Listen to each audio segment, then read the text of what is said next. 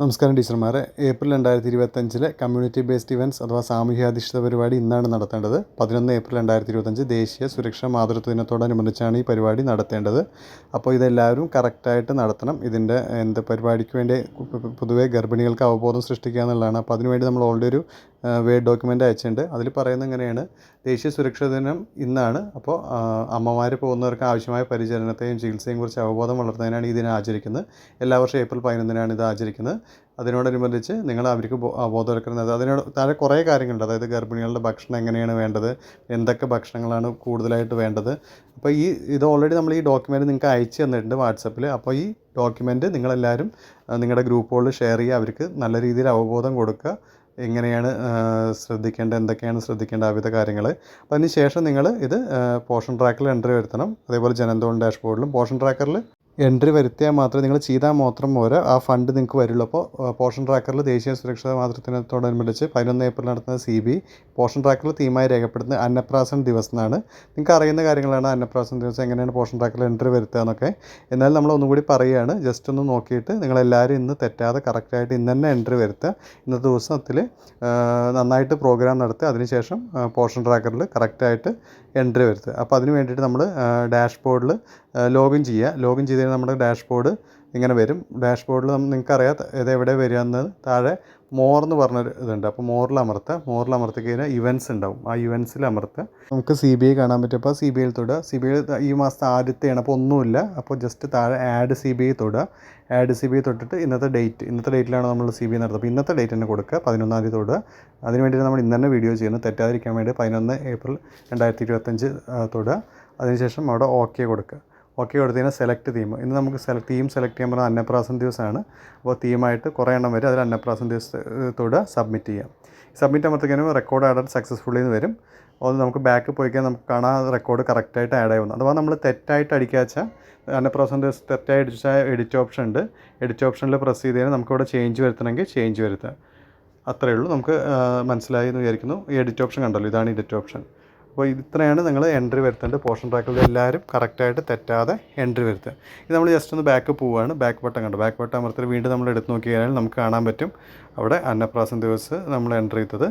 ഇനി നമുക്ക് ജനന്തോളം ഡാഷ്ബോർഡിൽ ഈ ഡാറ്റ എൻട്രി എങ്ങനെ വരുത്താം. പോഷൻ ബക്കോയുടെ ഭാഗമായിട്ടാണ് ഈ CBI കണ്ടക്ട് ചെയ്യുന്നത്. അപ്പോൾ അതിൽ എന്തൊക്കെയാണ് എൻട്രി ചെയ്യേണ്ടത്, എങ്ങനെയൊക്കെയാണെന്ന് നമുക്ക് നോക്കി നോക്കാം.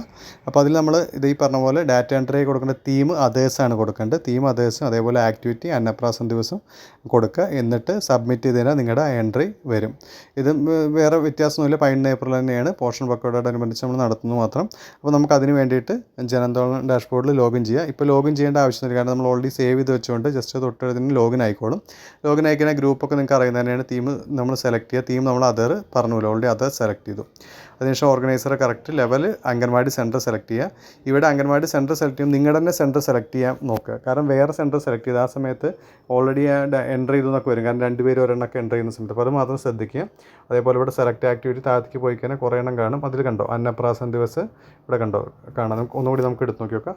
താഴെ നോക്കുന്ന സമയത്ത് ഇതാ അന്നപ്രാസൻ ദിവസം നിങ്ങൾക്ക് ഇവിടെ കാണാൻ പറ്റും. അത് സെലക്ട് ചെയ്യാം.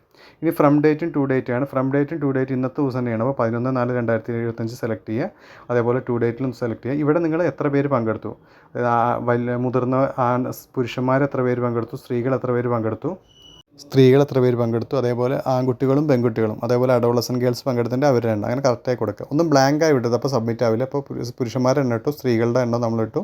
അതുപോലെ ഈ സൈഡിൽ നമുക്ക് കാണാം ആദ്യം ചിൽഡ്രൻസ് ആദ്യം മെയിലാണ്, പിന്നെ ഫീമെയിൽ. അപ്പോൾ ആൺകുട്ടികളുടെ എണ്ണം ഇട്ട് കൊടുക്കുക. അതേപോലെ തന്നെ പെൺകുട്ടികളുടെ എണ്ണം തെറ്റാതെ കറക്റ്റായിട്ട് ഇട്ട് കൊടുക്കുക. അഡോളസൻ ഗേൾസ് പങ്കെടുത്തിട്ടുണ്ടെങ്കിൽ അവരുടെ എണ്ണം കൊടുക്കുക. മൊത്തം അടിച്ച് കഴിഞ്ഞാൽ നമുക്ക് താഴെ ടോട്ടൽ നമുക്ക് കാണാൻ പറ്റും എത്രയാണ് ടോട്ടൽ. താഴത്ത് കണ്ടോ, അത് കാണാൻ പറ്റും. ഒന്നും എൻട്രി ചെയ്യാതെ ഇടരുത്. എൻട്രി ചെയ്താൽ സബ്മിറ്റ് ആവില്ല. ഇനി ഇമേജ് സെലക്ട് ചെയ്യുക. കറക്റ്റ് നമ്മൾ ആ പ്രോഗ്രാമിൻ്റെ ഇമേജ് സബ്മിറ്റ് ചെയ്യുക. ഒന്ന് ശ്രദ്ധിക്കേണ്ടത് 2 MB കുറവായിരിക്കണം. അതൊക്കെ നിങ്ങൾക്ക് ഓൾറെഡി അറിയുന്ന കാര്യമാണ്. അത് കൂടുതലാണെങ്കിൽ സബ്മിറ്റ് ആവില്ല. വീഡിയോ ആണെങ്കിൽ വീഡിയോ നമുക്ക് അറ്റാച്ച് ചെയ്യാൻ പറ്റും. ഇനി ഇവിടെ ഡിസ്ക്രിപ്ഷൻ കൊടുക്കുക. ഡിസ്ക്രിപ്ഷൻ പറഞ്ഞാൽ വേറെ ഒന്നുമില്ല, നമുക്കൊരു ഐഡിയ കിട്ടാൻ വേണ്ടി വേറെ ഒന്നും കൊടുക്കണ്ട. ജസ്റ്റ് CB1 കൊടുക്കുക. CB1 ഇന്ന് നമ്മൾ എന്തിനോടനുബന്ധിച്ചാണ് പോഷൻ ബക്കോയോടനുബന്ധിച്ചല്ലേ. അപ്പോൾ CBA1 പോഷൻ ബക്കോഡ്. പിന്നെ നിങ്ങളുടെ അംഗൻവാടി സെൻറ്റർ നമ്പർ ഉണ്ടല്ലോ, അതും തെറ്റാതെ അടിച്ചു കൊടുക്കും. അങ്ങനെ അടിച്ചു കൊടുക്കുന്നത് വേറെ ഒന്നുമില്ല, ജസ്റ്റ് നമ്മൾ ഡിസ്ക്രിപ്ഷൻ കൊടുക്കുന്നു എന്ന് മാത്രം. ഡിസ്ക്രിപ്ഷൻ കൊടുക്കുന്ന സമയത്ത് ശ്രദ്ധിക്കേണ്ടത് എന്താണെന്ന് വെച്ച് കഴിഞ്ഞാൽ ഹൈഫൺ അങ്ങനത്തെ സ്പെഷ്യൽ ക്യാരക്ടേഴ്സ് ഒന്നും ഇടരുത്. അങ്ങനെ ആകുമ്പോൾ സബ്മിറ്റ് ആവില്ല. കുത്തും കോമയൊക്കെ കുഴപ്പമില്ല, അല്ലാതെ ഉള്ളത് കൊടുത്തു കഴിഞ്ഞാൽ സബ്മിറ്റ് ആവില്ല. ഇത്രയും കൊടുത്തു കഴിഞ്ഞാൽ താഴെ സബ്മിറ്റ് ബട്ടൺ ഉണ്ട്. ആ സബ്മിറ്റ് ബട്ടൺ അമർത്തുക. സബ്മിറ്റ് ബട്ടൺ അമർത്തി കഴിഞ്ഞാൽ സക്സസ്ഫുള്ളി സബ്മിറ്റഡ് എന്ന് വരും.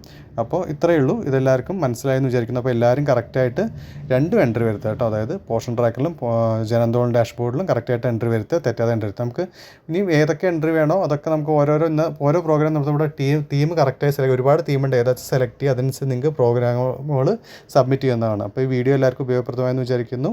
വീഡിയോ എല്ലാവർക്കും മനസ്സിലായെന്ന് വിചാരിക്കുന്നു. താങ്ക്